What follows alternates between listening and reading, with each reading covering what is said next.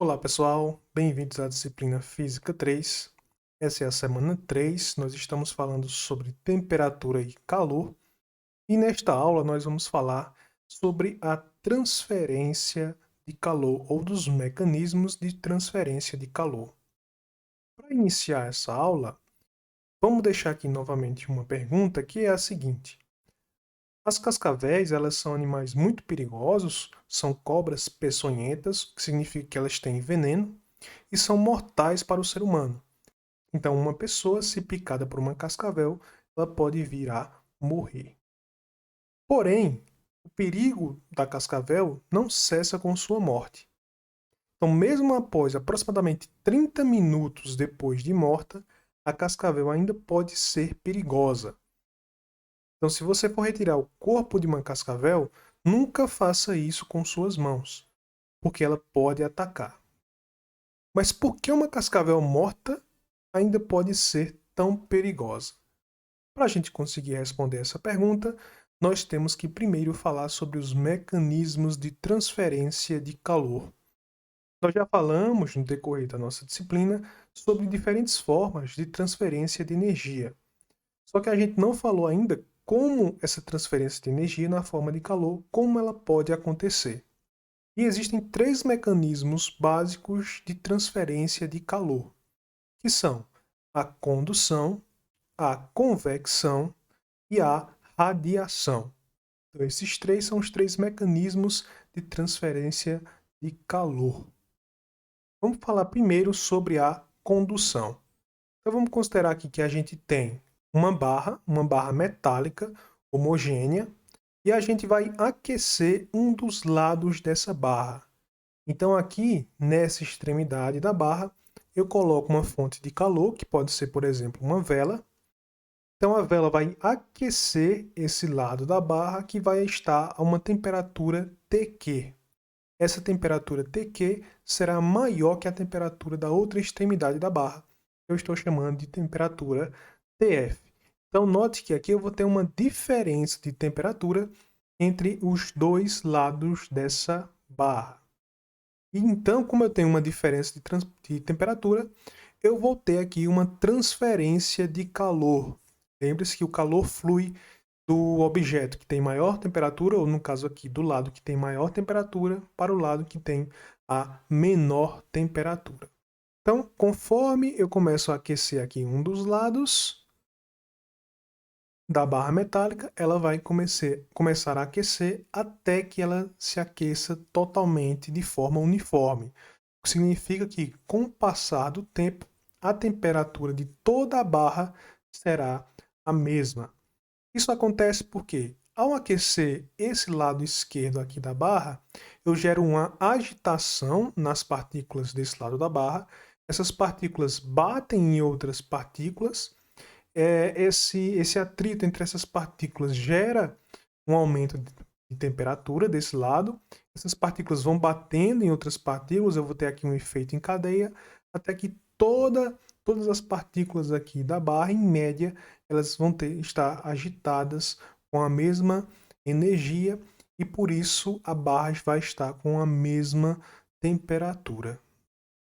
A taxa de transferência de calor aqui de um lado para o outro lado é dada por essa equação. Então, H representa a taxa de transferência de calor, e essa taxa de transferência de calor, em termos aqui das características do material, ela pode ser escrita da seguinte forma: a taxa de transferência de calor vai ser K, que é uma constante, multiplicado por A, que é a área dessa seção reta aqui, multiplicado pela diferença de temperatura entre os extremos da barra, nesse caso, dividido pelo comprimento L da barra. Então, aqui a gente tem o comprimento L da barra, aqui nós temos a área da sua seção reta. Então, essa constante K é também chamada de condutividade térmica K, tá? Isso aqui é uma constante, e essa constante ela depende do material. Além disso, ela está relacionada a outra grandeza, que é a resistência térmica do material, definida como sendo L comprimento, nesse caso aqui o comprimento, né, dessa barra, dividido por K, a condutividade térmica do material. Note que quanto maior for a condutividade térmica, menor resistência térmica terá o material. Ou seja, mais rápido aqui vai ser a taxa de transferência de calor, mais ele vai conseguir transferir calor. Quanto menor for o valor da condutividade térmica, maior será a resistência térmica, portanto, mais difícil vai ser a transferência de calor aqui entre os extremos dessa barra. Então vamos considerar que agora a gente tem um reservatório quente, ou seja, aqui eu tenho um objeto que está a uma temperatura maior, aqui eu tenho um reservatório frio que representa um objeto que está a uma temperatura TF, que é menor que a temperatura TQ. E agora, entre esses dois objetos, eu colocarei duas placas, ou uma placa composta. Essa placa é composta por dois materiais diferentes, o que significa que cada material aqui terá uma condutividade térmica diferente. Então, olhando isso agora de lado, o que é que a gente vai ter? Eu tenho a primeira placa aqui, que tem uma condutividade K2, a placa da esquerda, e ela vai ter uma espessura L2, enquanto a placa da direita ela vai ter uma condutividade térmica K1 e uma espessura L1, e aí eu vou ter uma transferência de calor de uma placa aqui de um reservatório até o outro reservatório, e esse calor ele vai passar por essas placas aqui de condutividades K2 e K1.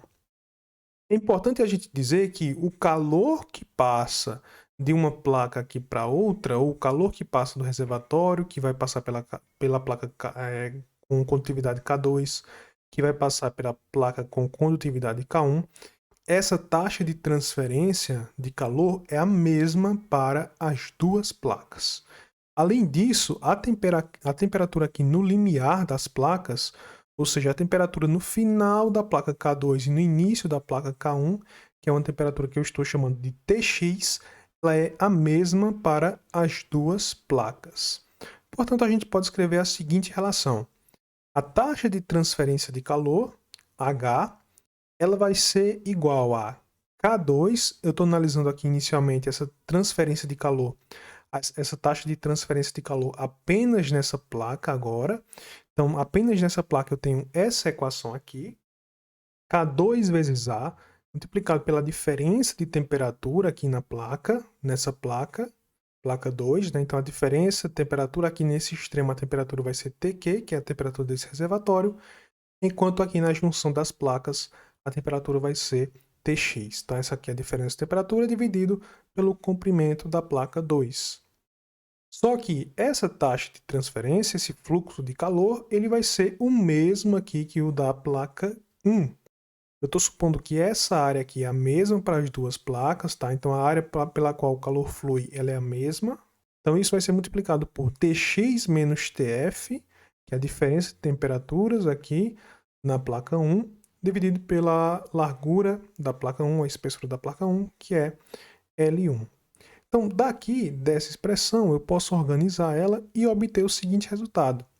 Que a temperatura Tx, a partir dessa equação aqui, Tx pode ser escrito como sendo K1 vezes L2 vezes Tf, mais K2 vezes L1 vezes Tq, dividido por K1 vezes L2 mais K2 vezes L1. E, pegando esse resultado aqui para a temperatura Tx, substituindo nessa equação aqui, que nos dá o fluxo de calor em cada placa, né? Esse fluxo de calor vai ser igual. Fazendo essa substituição, nós obtemos que a taxa de transferência de energia através dessas duas placas, ele pode ser escrito como sendo a área aqui, por onde essa energia flui, por onde esse calor flui, multiplicado pela diferença de temperatura entre os dois reservatórios, Tq menos Tf, dividido por L1 sobre K1 mais L2 sobre K2. Se a gente tivesse aqui mais uma placa, uma terceira placa, a expressão para o fluxo de calor aqui, para a taxa de transferência de calor, seria a mesma, com a diferença que a gente teria aqui mais um somatório no denominador, L3 sobre K3. Então, para uma placa composta, a taxa de transferência de energia é dada por essa expressão. Um outro mecanismo de transferência de calor é a convecção. A convecção ela acontece, por exemplo, quando a gente vai ferver água no fogão. Então, quando a gente ferve água no fogão, diferentemente do que acontece com a barra metálica, né, você não vai ter um aquecimento primeiro da parte de baixo, que vai passando aos poucos para a parte de cima. Nesse caso específico, o que acontece é o que a gente chama de convecção. A convecção ela é a transferência de calor ocorrida pelo movimento da massa de um fluido de uma região do espaço para outra. Nesse caso aqui, quando você esquenta, coloca por exemplo, uma panela de água no fogo, né? Você coloca ela no fogão, ela começa a aquecer, a água de baixo, por estar quente, ela vai ter uma densidade menor, então a tendência dela é subir, enquanto a água de cima, que está a uma temperatura mais baixa, tem uma densidade maior, então a tendência dela é descer. Só que essa água de cima, quando desce, ela vai ser aquecida pela transferência de calor, né, que vai haver aqui entre o fundo da panela e a água que está próxima. E aí, quando ela é aquecida, ela muda de densidade, sua densidade diminui e ela tende a subir.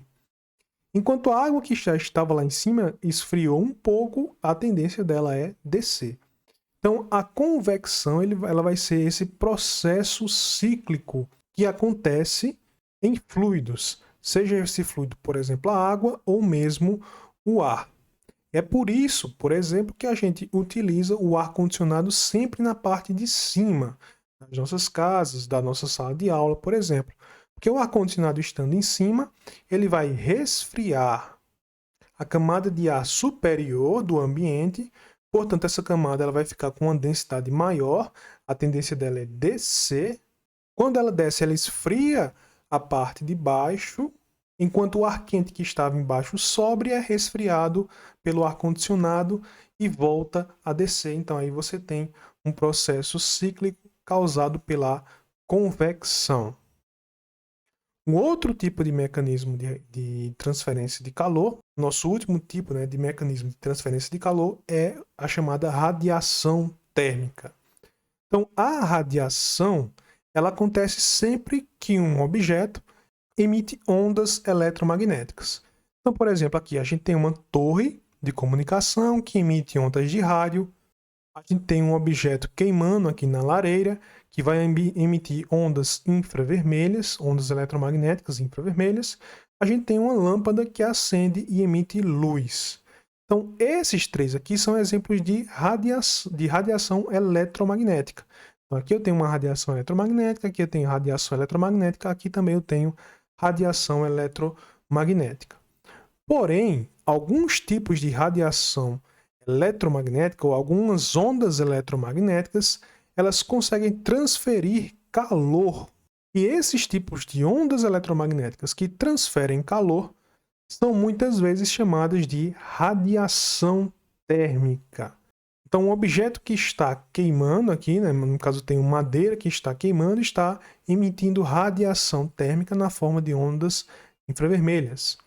A luz ela também é uma radiação térmica, né? Então, a luz, ao incidir sobre o material, ela causa um aumento de temperatura desse material. Então, uma característica da radiação que difere ela da condução e da convecção é que na radiação não é necessária a existência de um meio material para que o calor seja transferido. Então, por exemplo, é por causa disso que o calor do Sol consegue chegar até a Terra. Não existe um meio material entre o Sol e a Terra, né? A gente tem apenas o vácuo do espaço. Mas como o Sol ele emite radiação térmica, essa radiação térmica ela não precisa de um meio material, ela consegue se propagar no vácuo do espaço, chega até o planeta Terra e até outros planetas do Sistema Solar e aquece esses planetas. Então, a radiação térmica é um tipo de radiação que constituído por ondas eletromagnéticas que podem transferir calor, e essa transferência de calor ela não precisa de um meio para ocorrer. Então vamos considerar aqui que a gente tem um corpo. Esse corpo, quando aquecido, ele vai emitir radiação térmica. Se ele é aquecido o suficiente, ele começa a emitir radiação térmica. Essa radiação térmica vai ser o calor que vai ser transferido por esse corpo. A taxa que a gente vai chamar de Prad, que é a taxa de radiação, a potência de radiação, com a qual esse objeto aqui ele vai emitir energia, essa taxa vai depender da área do objeto e da temperatura a qual esse objeto se encontra. Mais especificamente, essa taxa de emissão de energia pode ser escrita assim. A taxa de emissão de energia, Prad, é igual a sigma vezes epsilon vezes a área vezes t à quarta. Então, o que é que significam aqui essas duas letras sigma e epsilon, essas duas letras gregas? Sigma é uma constante, chamada de constante de Boltzmann. Ela tem um valor específico, que é esse valor aqui, 5,67 vezes 10 a menos 8 watts metro quadrado por Kelvin, a quarta. Então, essa aqui é o valor da constante de Boltzmann. E o epsilon ela é chamada de constante de emissividade. E essa constante de emissividade depende do material que está irradiando energia. E o valor dessa constante ele sempre varia de 0 até 1. Um corpo que tivesse um valor de emissividade igual a 1 seria um corpo que a gente chama na física de corpo negro ideal. Na prática, na natureza não existe, mas existem materiais ou objetos que se aproximam dessa radiação de corpo negro ideal. Então, essa constante de emissividade ela vai depender aqui das características da superfície do material que está emitindo essa radiação. Quando a gente olha aqui para essa imagem, por exemplo, isso aqui nada mais é do que, digamos, uma fotografia térmica desse ratinho. Então, o que essa fotografia aqui está dizendo? Ela está mostrando como as diferentes partes do corpo do ratinho está emitindo radiação. Então, aqui onde a gente tem essas cores mais vermelhas, a gente tem uma alta emissão de energia.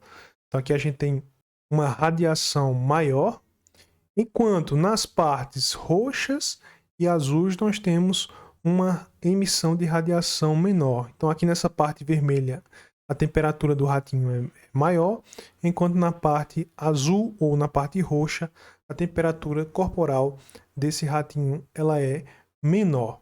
Essa fotografia ela pode ser tirada, por exemplo, se você tiver uma câmera que consiga detectar radiação infravermelha, que é a radiação emitida pelos seres humanos, por exemplo, que não é uma radiação visível, mas que pode ser detectada de outras formas.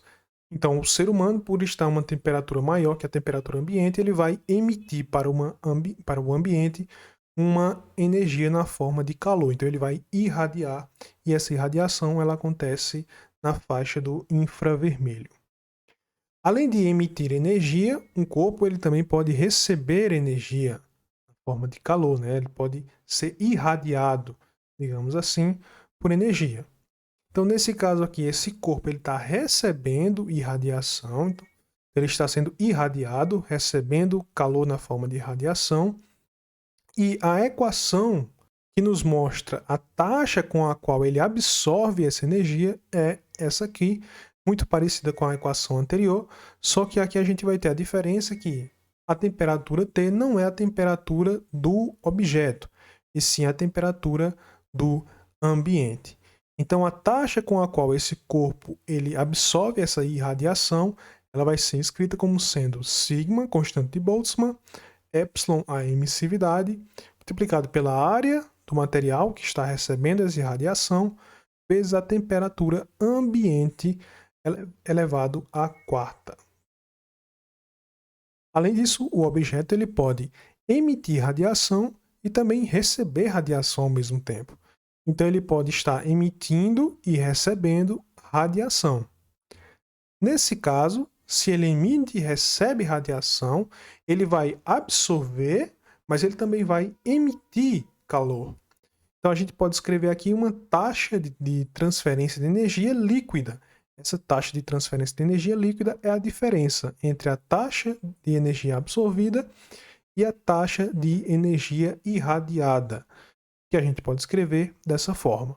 Então, a potência líquida aqui, a taxa de transferência líquida de energia, vai ser igual à constante de Boltzmann, a emissividade do objeto, a área desse objeto que está irradiando ou recebendo radiação, multiplicada pela temperatura ambiente, a quarta, menos a temperatura do objeto que está irradiando, a quarta.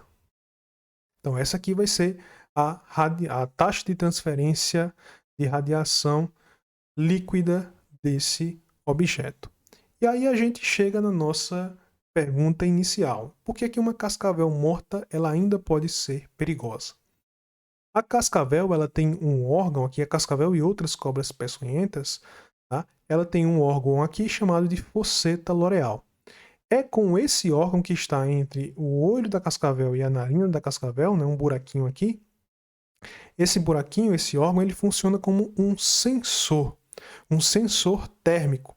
Então, através desse órgão, a cobra cascavel ela consegue detectar coisas que estão emitindo radiação térmica.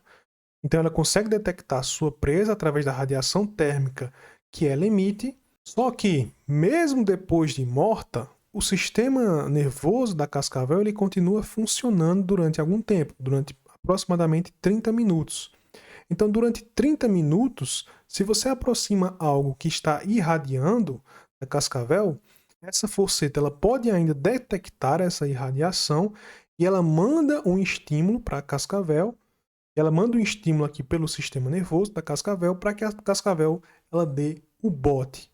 Então, mesmo estando morta, durante um certo tempo, o sistema nervoso da cascavel continua funcionando. Por isso que é perigoso se aproximar sua mão, por exemplo, da cabeça de uma cascavel, mesmo que ela esteja morta. Por enquanto é só, pessoal. Até a próxima.